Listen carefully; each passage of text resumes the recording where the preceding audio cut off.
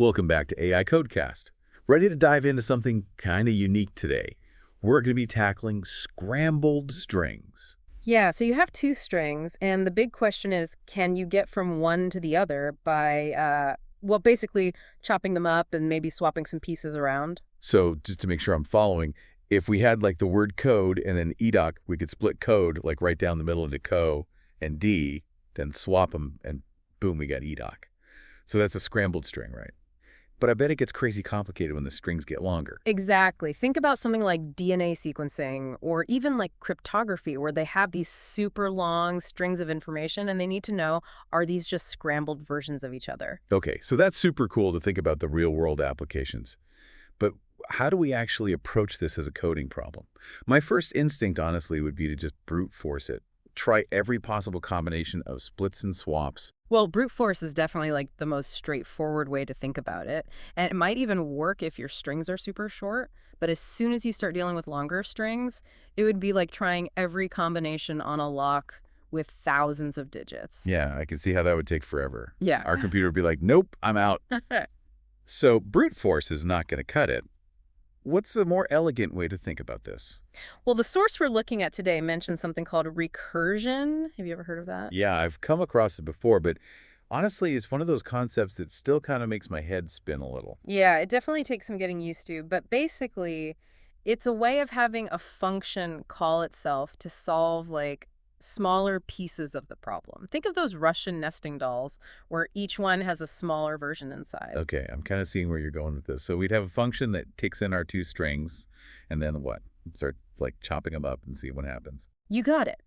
But before we get too excited about the chopping, we need to define a few base cases. These are like the simplest scenarios, like if the strings are already identical, we're done, right? Or if they have different lengths, well, then we know they can't be scrambled to match. Makes sense. Those are the easy ones. Yeah. But what happens if we don't hit one of those base cases? Then the recursion magic happens. We'd split the first string into two substrings at some point, and we can try splitting it at any point. Oh, so we're kind of experimenting with different cutting points to see if any of them lead us down the right path. Right. And then for each of those substrings, we have to consider two scenarios. Do we keep them in the same order, or do we swap them?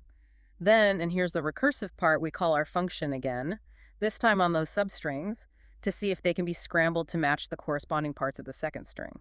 So it's like we're breaking down the problem into smaller bite-sized pieces, each one like a mini version of the original. Exactly. And eventually we hit those base cases and start piecing together the solution from the bottom up. But there's one thing we got to be careful of. What's that? We could end up doing a lot of extra work. Like, what if we split a string at the same point a bunch of times?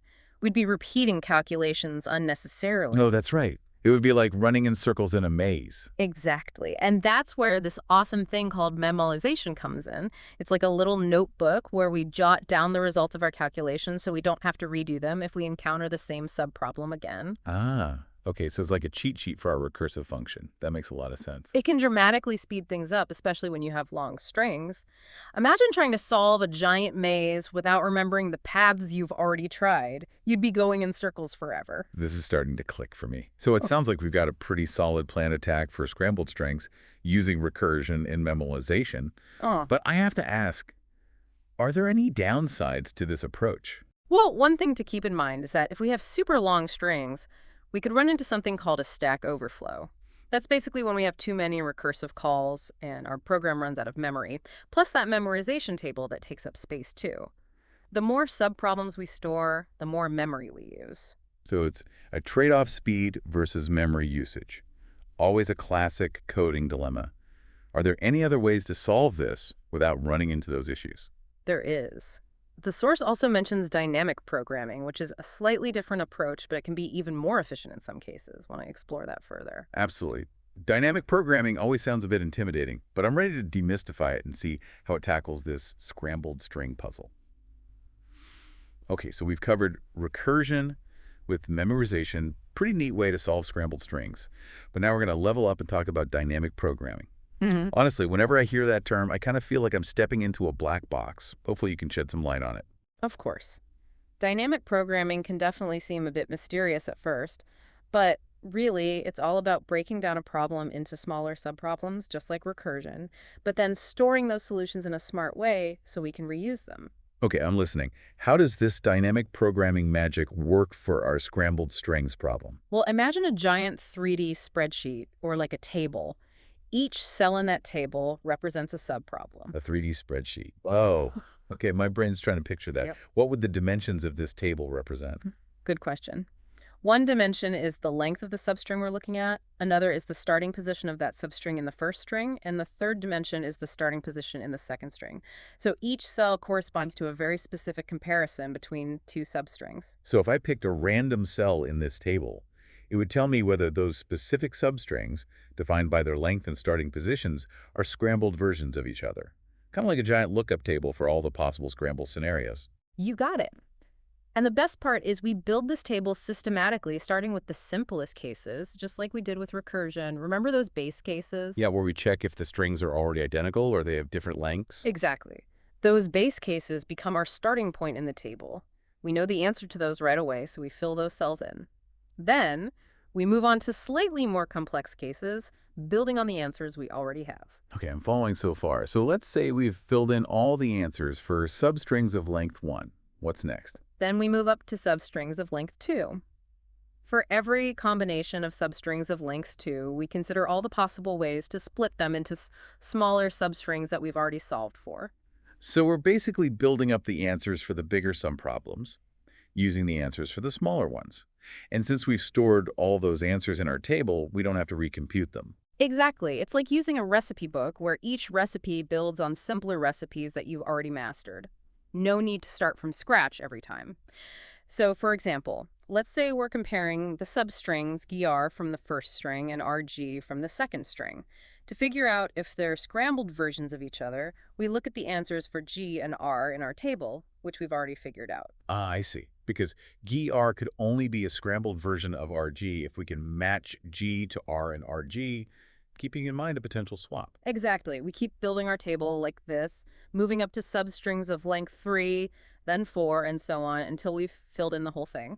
So at the end of all this, the final cell in the table, the one that represents the entire original strings, tells us whether or not they're scrambled versions of each other. Yep. And we've solved every possible subproblem along the way. Kind of satisfying, actually. It's like a giant Sudoku puzzle where each number you fill in helps you solve the rest. This is so clever. It's like building a house, brick by brick, using what you've already built to support the next level. So we've got this amazing 3D table that tells us everything. But how does this dynamic programming approach stack up against the recursive approach with memoization? Which one is faster?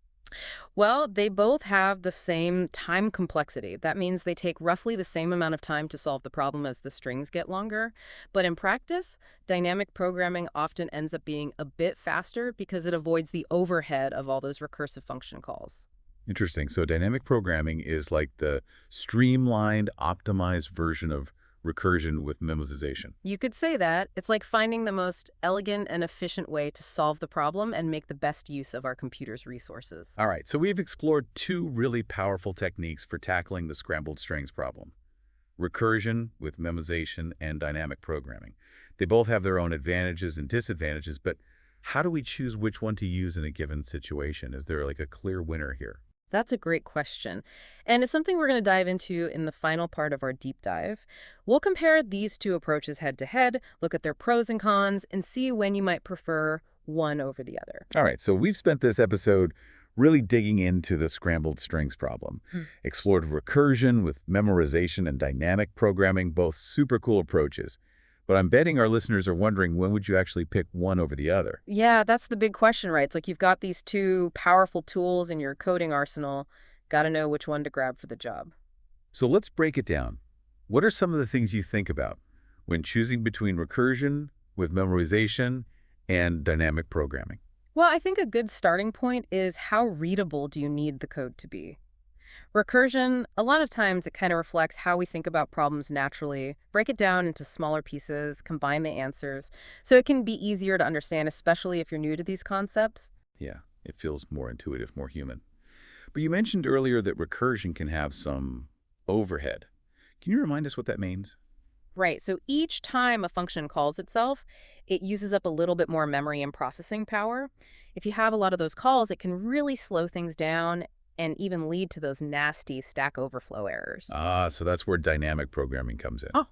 like the more efficient, structured sibling of recursion. Yeah, exactly. Dynamic programming, it trades off a bit of that intuitiveness for pure speed and efficiency. Yeah. By pre-computing all those subproblem answers and storing them in that table, we get rid of all those redundant function calls. So it's like planning your route before a road trip instead of just driving around hoping you get to your destination. No wasted time. Perfect analogy. And this systematic approach, it makes dynamic programming especially powerful when you've got those overlapping subproblems like we see with scrambled strings. You're constantly using the work you've already done. So dynamic programming sounds like the clear winner. Are there ever times when you'd pick recursion with memoization? Oh, absolutely. Recursion, it really shines when your problem is a little more freeform. The subproblems aren't so easily organized into a table. Recursion lets you be more flexible. So if you're kind of exploring new territory in your code, recursion gives you the freedom to adapt on the fly. Exactly. It all comes down to using the right tool for the job. Sometimes you need that super precise scalpel, sometimes you need the raw power of a chainsaw. Both are super useful, but in different situations. Well, this has been an amazing deep dive. We've gone from brute force to recursion with memorization and then to dynamic programming. I feel like my coding toolbox has expanded just by being part of this conversation. Glad to hear it. It's always exciting to see how different techniques can be used to solve the same problem. Really speaks to the ingenuity of computer science, you know? Absolutely. But before we sign off, I want to leave our listeners with one final thought, kind of a mind bender. So we've been focused on figuring out if two strings are scrambled versions of each other. But what if we wanted to find all the possible ways to scramble a single string? How would we even approach that? Oh, wow. Now that's a great question. That takes us into a whole other area of algorithms and combinatorics. Might need a whole other episode to unpack that one. Well, listeners, there's a challenge for you. Give it a shot, see what you come up with, and join us next time for another deep dive into the amazing world of code. Until then, happy coding.